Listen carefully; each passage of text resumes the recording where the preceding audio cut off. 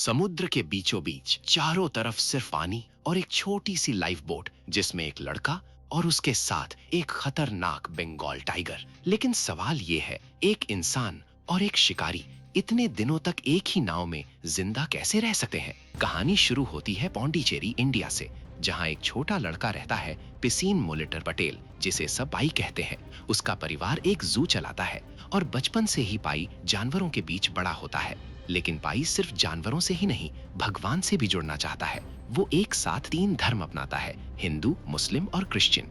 हर कोई उसे समझाने की कोशिश करता है, लेकिन पाई का जवाब सीधा होता है, मैं भगवान को हर रूप में महसूस करना चाहता हूँ। उसकी ये सोच उसे बाकी बच्चों से अलग बनाती है, लेकिन उसे अंदाजा नहीं था कि एक दिन उसका विश्वास ही उसकी सबसे बड़ी परीक्षा बनने वाला है। समय बीतता है और पाई का परिवार एक बड़ा फैसला लेता है। वो इंडिया छोड़कर कनाडा शिफ्ट होने वाले होते हैं, अपने जू के जानवरों के साथ। एक विशाल कार्गो शिप जिसमें जानवर, सामान और एक नया भविष्य। सब कुछ ठीक लग रहा होता है, लेकिन एक रात समुद्र अचानक अपना रंग बदलता है। तेज हवाएं, ऊंची लहरें और जहाज बुरी तरह हिलने लगता है। पाई डेक पर आता है और जो वो देखता है वो किसी बुरे सपने से कम नहीं। तूफान इतना खतरनाक कि पूरा जहाज उसके सामने टूटने लगता है। लोग चीख रहे हैं, जानवर पिंजरों से निकल रहे हैं और कुछ ही मिनटों में पूरा जहाज समुद्र में समा जाता है। पाई किसी तरह एक लाइफ बोट तक पहुंच जाता है। वो अकेला नहीं है, उस नाव में एक ज़ेब्रा, एक हाइना, एक ओरांगुटान और कुछ देर बाद अंधेरे से निकलता है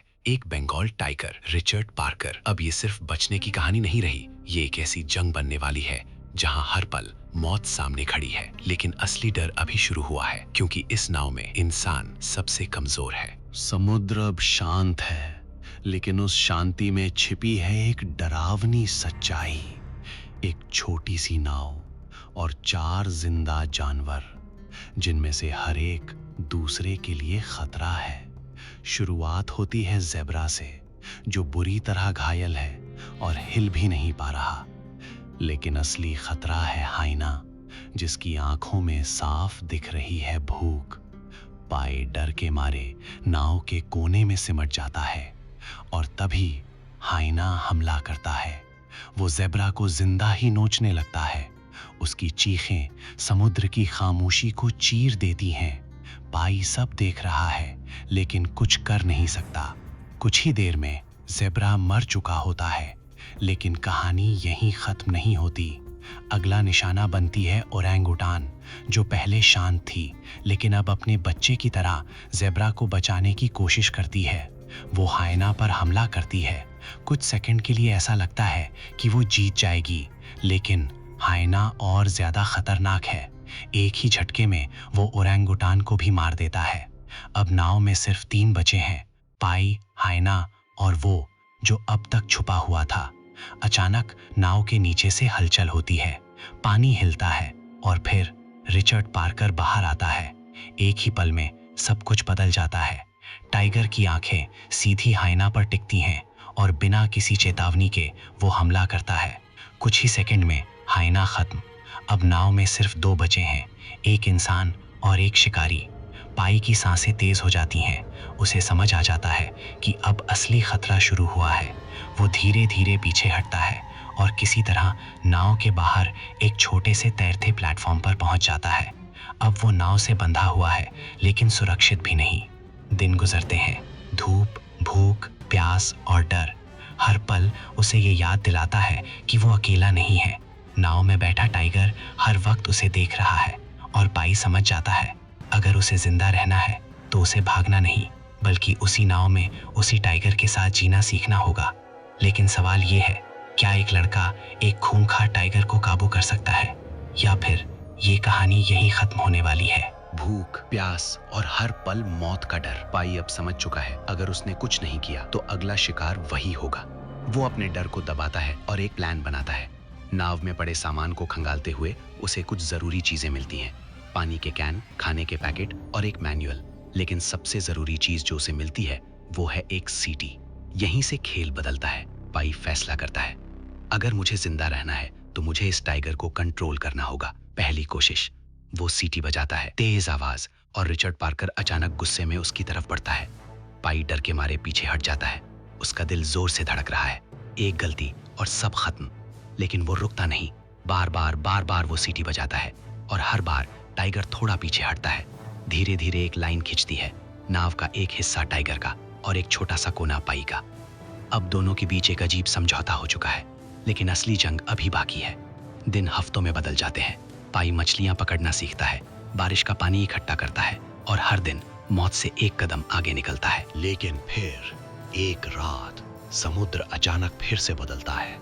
अंधेरा और पानी के नीचे चमकती हुई अजीब रोशनी।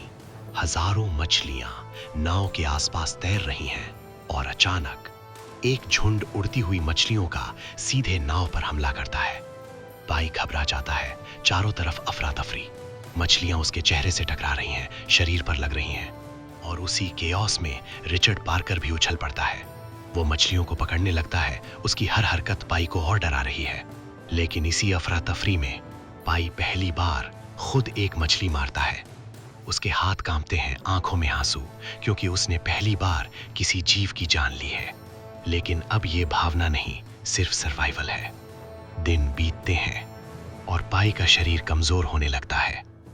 धूप उसकी स्किन जला रही है, पानी कम हो रहा है और उम्मीद धीरे धीरे खत्म हो रही है। फिर एक दिन दूर उसे कुछ दिखाई देता है। जमीन, एक छोटा सा द्वीप। पाई की आंखों में फिर से चमक लौट आती है। द्वीप हरा भरा है, खाने के लिए फल, पानी के लिए मीठे तालाब और सबसे अजीब हजारों छोटे छोटे जानवर जो बिल्कुल डरते नहीं। पाई को लगता है उसकी मुश्किल खत्म हो गई, लेकिन उसे नहीं पता था कि ये द्वीप जितना खूबसूरत दिखता है उतना ही खतरनाक है, क्योंकि यहाँ रात होते ही कुछ ऐसा होता है जो इस पूरी कहानी को और भी डरावना बना देता है। रात गिरती है और जैसे ही अंधेरा उस द्वीप को ढकता है, कुछ अजीब होने लगता है। दिन में जो पानी मीठा था वो धीरे धीरे खतरनाक बनने लगता है। पाई पहले इसे नजरअंदाज करता है। पानी एसिड बन चुका है। पाई के रोंगटे खड़े हो जाते हैं। वो समझ जाता है ये जगह उसे जिंदा नहीं रखेगी, बल्कि धीरे धीरे खत्म कर देगी।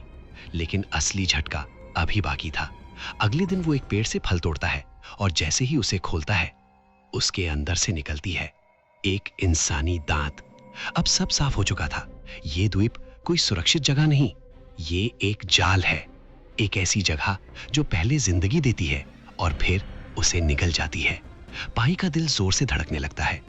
अगर वो यहाँ रुका तो वो भी उसी तरह खत्म हो जाएगा जैसे कोई और पहले हो चुका है। अब उसके पास सिर्फ एक ही रास्ता है, वापस उसी समुद्र में जाना जहां हर पल मौत उसका इंतजार कर रही है। लेकिन इस बार वो अकेला नहीं है। रिचर्ड पार्कर, जो अब सिर्फ एक खतरा नहीं बल्कि उसकी सर्वाइवल का हिस्सा बन चुका है। पाई बिना वक्त गवाए नाव तैयार करता है और एक आखिरी बार उस द्वीप को देखता है। फिर वो उसे छोड़ देता है, दोबारा उसी अनजान समंदर में। दिन गुजरते हैं। अब ना खाना बचा है, ना ताकत। पाई धीरे धीरे हार मानने लगता है। उसकी आंखें बंद होने लगती हैं और उसे लगता है शायद यहीं उसकी कहानी खत्म हो जाएगी। लेकिन इस बार पाई समझ चुका है कि ये टाइगर उसका दुश्मन नहीं, उसकी वजह से ही वो अब तक जिंदा है। कुछ दिनों बाद आखिरकार एक किनारा दिखता है, मेक्सिको का समुद्र तट। नाव धीरे धीरे रुकती है। पाई की सांसें भारी हो चुकी हैं। वो जमीन पर गिरता है और कई दिनों बाद पहली बार वो सुरक्षित है। रिचर्ड पार्कर भी नाव से उतरता है। पाई उसे देखता है, उम्मीद करता है कि वो एक बार पीछे मुड़कर देखेगा, लेकिन टाइगर बिना रुके जंगल में चला जाता है। ना कोई अलविदा, ना कोई नजर, बस गायब। पाई की आंखों में आंसू आ जाते हैं, क्योंकि जिस जानवर ने उसे जिंदा रखा वो बिना कुछ कहे चला गया। कुछ समय बाद दो इंश्योरेंस ऑफिसर पाई से मिलते हैं। वो उसकी कहानी सुनते हैं, लेकिन यकीन नहीं करते। एक लड़का, एक टाइगर और इतने दिन समुद्र में, उन्हें ये सब एक कहानी लगता है। तब पाई उन्हें एक दूसरी कहानी सुनाता है। इस बार नाव में कोई जानवर नहीं था। जेब्रा की जगह एक घायल नाविक, हाइना की जगह एक क्रूर कुक, ओरंगुटान की जगह उसकी माँ और टाइगर वो खुद पाई था। कमरे में सन्नाटा छा जाता है। अब सवाल ये नहीं था कि कौन सी कहानी सच है, सवाल ये था तुम कौन सी कहानी पर यकीन करना चाहते हो। एक ऐसी कहानी जिसमें इंसानियत मर चुकी है, या वो जहां उम्मीद और विश्वास अभी भी जिंदा है। अंत में रिपोर्ट में वही कहानी लिखी जाती है जिसमें टाइगर था, क्योंकि कभी कभी सच से ज्यादा जरूरी होता है उम्मीद पर यकीन करना।